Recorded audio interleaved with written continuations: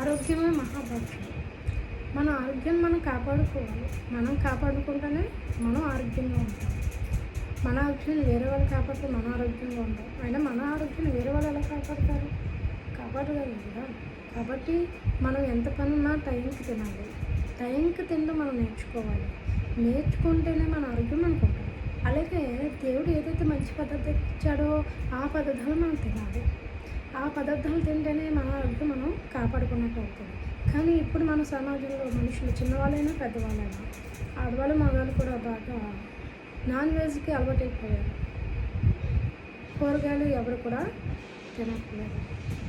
కాబట్టి మన యొక్క ఆరోగ్యం కాపాడుకోవాలంటే ఏది తినమన్నాడో దేవుడు చెప్పడు కదా, ఎలాగుండమన్నాడు చెప్పాడు. కానీ మన ఆరోగ్యం కాపాడడానికి చిట్కాలు లేవు. ఆ చిట్కాలు చెప్పింది డాక్టర్ గారు.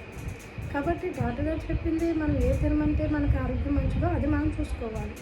దేనికి దానికి ప్రతి ఒక్క ఆరోగ్యానికి సంబంధించింది దేవుడు పుట్టించాడు. ఆకుకూరలు ఇచ్చాడు, కూరగాయలు ఇచ్చాడు. ఎన్నో మనకి మన శరీరానికి మన యొక్క అవయవాలకి ఉపయోగపడేది దేవుడు ఎన్నో మనకి పండ్లు కూడా ఇచ్చాడు.